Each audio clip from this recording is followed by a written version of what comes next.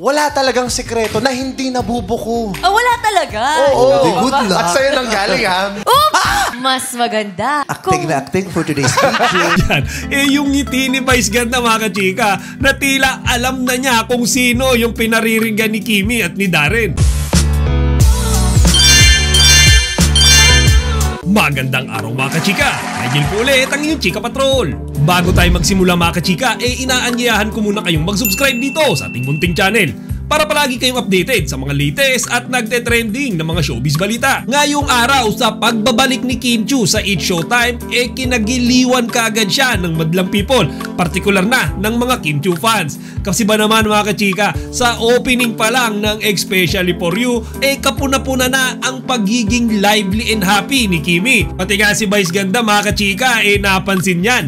Tinibiro niya si Kimi na acting daw for today's video. At hindi lang yan, mga kachika, kasi meron pang eksena dyan na tila merong pinatutsadahan si Kimi. Inimulan kasi yan ni Darren, mga kachika, nung sinabi niya na wala daw talagang sikreto na hindi nabubuko. Mga kachika, walang tanong-tanong, mabilis na sumang-ayon dyan si Kimi. Sabi pa dyan ni Kimi, mga kachika, wala talaga. At sinagot siya dyan, mga kachika, ni Darren na, sa'yo nang galing yan, ha? Mga kachika, panoorin nyo ito, mga kachika. Huwag ma-trigger sa maririnig ng kwento. Mas maganda. Acting na acting for today's video. Oops! Inulit na. Huwag ma-trigger. Oops! Huwag ma-trigger. Huwag ma-trigger sa yes please.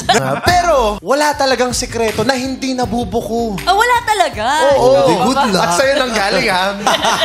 Nagkakataroan tayo for today's video. Yung isa nga sa napansin ko dyan, yung ngiti ni Vice Ganda, mga kachika, na tila alam na niya kung sino yung pinariringgan ni Kimi at ni Darren. Yun, kahit walang sinabing pangalan dyan si Kimi, si Vice o si Darren, dun pa lang sa mga ngitian nilang yun, mga kachika, alam ko na yung daldalerong si Xian Lim yung pinapatutsadahan nila dyan. Tutusin, maliit na bagay nga lang yan.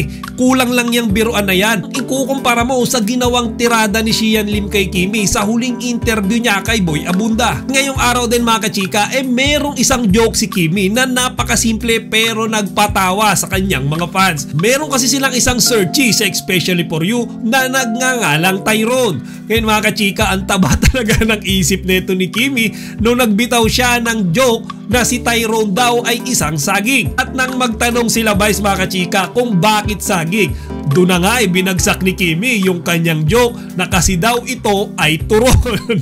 Katunog kasi ng Tyrone, mga kachika. Sabay sabi niya pa ng turon. Mga kachika, panoorin nyo ito.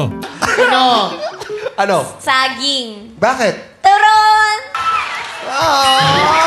Parang parating na si Kim Chiu.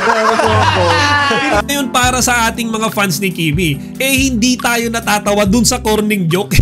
Natatawa tayo dun sa way nung pag-deliver ni Kimi, di ba? Kumbaga, pag si Kimi yung nagbitaw ng joke, kahit napaka-corny, matatawa kayo sa kanyang facial reaction. Kung kayo ang tatanungin ko, mga kachika, sa tingin nyo ba si Xian Lim na naman yung pinatututsadahan ni Kimi at ni Darren nung sinabi nila na walang sikreto na hindi nabubuko? Kung oo, ilagay nyo dito sa comment section para mapag-usapan natin.